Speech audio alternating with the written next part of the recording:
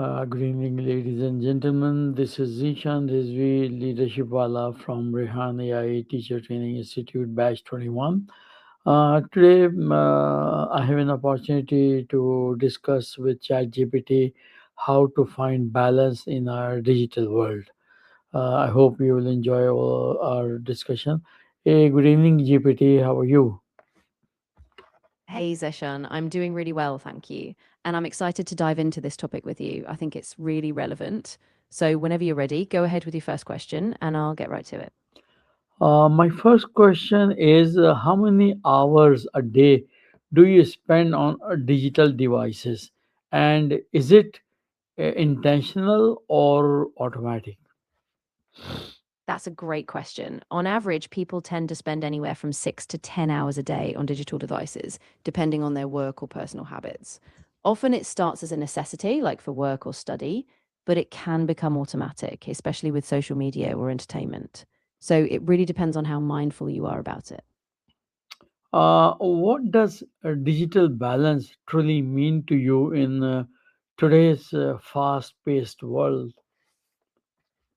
For me, digital balance means being intentional about when and how I use technology, making sure it supports my goals without taking over my time or focus. It's about having boundaries like scheduling offline time, being present in relationships, and using tech as a tool, not a crutch. That balance keeps me grounded and focused. Great. Do you feel more connected or more distracted because of technology, and why? I think it really depends on the context. When I use technology purposefully, like for meaningful conversations or staying in touch, I feel connected. But when it's just passive scrolling or notifications, I do feel more distracted. So it's really about mindful use. When I'm deliberate, I stay connected. When I'm not, it pulls me away. Okay. What is one habit you have adopted to reduce screen time? Has it worked? Yeah, one habit I've adopted is setting a hard stop time in the evening, usually around 8 p.m. when I put all devices away.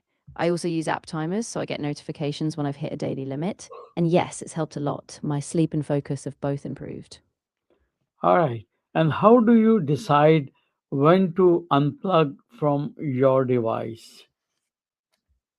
I usually decide based on how I'm feeling. If I notice my focus slipping or I'm just mentally drained, that's my signal. I also check in with a set routine, like after a certain time each day, or if I've already had a certain amount of productive screen time. Once I notice the signs, I shut down, no questions asked.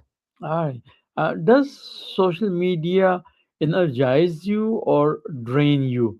What makes the difference? It really depends on how I use it. When I engage with meaningful conversations or connect with a supportive community, it energizes me.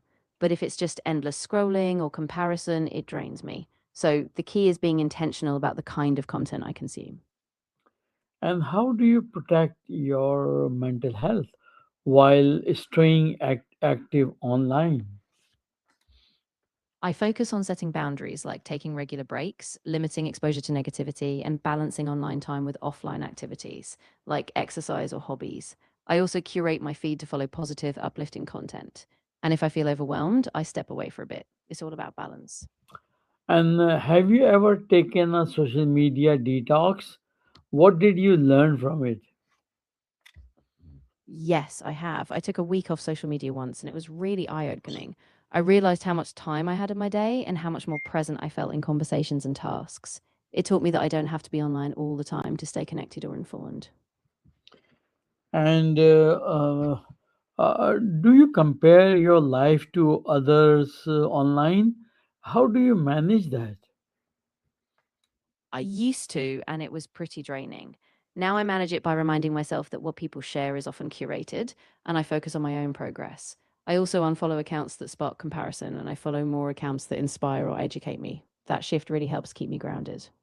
And what boundaries do you set for yourself on social platforms? I set a few key boundaries. I don't check social media first thing in the morning or late at night, and I limit my time per day using app trackers. I also avoid engaging in heated debates or getting pulled into negativity. By having those limits, I keep it more intentional and positive. Awesome. How do you stay productive in a world full of digital distractions? I stay productive by being really intentional with my schedule. I use tools like timers or focus apps to block distractions, and I keep a prioritized task list so I know what really matters. I also batch digital tasks so I don't constantly context switch. That helps me stay on track. And what apps or tools help you focus rather than distract you? A few that I really rely on are things like Focus at Will for background concentration music and the Pomodoro timer apps like BeMinder or Flora. I also use website blockers like Freedom or Stay Focused to keep me off distracting sites. They give me that structure I need to stay on task. Do notifications control your time or do you control them? I definitely try to control them. I keep most notifications off or only allow the essential ones, like for messages or reminders.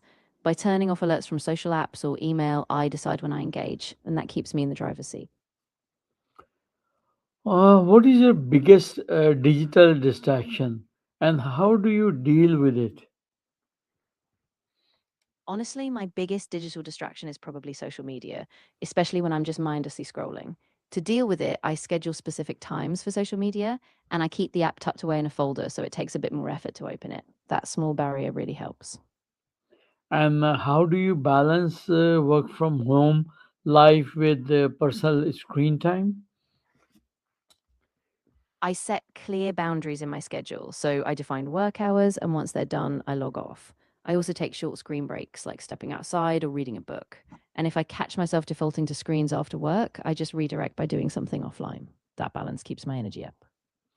And how often do you practice being fully present without any devices? I try to do it daily, even if just for 20 or 30 minutes, like during a walk, a meal, or a quiet morning coffee. I also do a longer digital detox on weekends, and that's when I really feel recharged. No screens at all. And what offline activities help you recharge the most? For me, it's definitely things like going for a walk outside, reading a physical book, or cooking a new recipe. I also find that stretching or some light yoga away from screens really grounds me. It's like a mental reset. Do you think we are losing real human connections because of screens? I do think it's a risk. Screens can create this illusion of connection, but they don't always give that depth. I've noticed, though, that when I'm intentional, like having video calls or meeting people face to face, those connections still thrive. So it's about being mindful of how we use them. How do you create tech free moments in your daily routine? I make a point to carve out tech free rituals, like a morning routine where I don't look at my phone or a nighttime wind down without screens. I also schedule a daily walk without any devices just to let my mind relax. Those moments keep me balanced. What role does mindfulness play in managing digital overload? Mindfulness is really crucial because it brings awareness to how I'm using technology. When I'm mindful, I notice when I'm getting pulled into distractions or when I need a break. It helps me stay intentional, so I'm more present and less reactive to every ping or notification. Awesome. And how can parents guide children towards healthy digital habits? Parents can lead by example by setting their own screen boundaries and being intentional with tech use. They can also create tech free zones or times, like during meals or bedtime, and involve kids in conversations about why balance matters. It's really about open communication and consistent habits. And what does a perfect balanced day look like for you, online versus offline? A perfect balanced day for me has focused morning work sessions online, but then intentional offline breaks like a midday walk, a phone free lunch, and some evening offline activities. I still get tasks done, but I also feel present and refreshed. Do you think digital balance is achievable or just an ideal?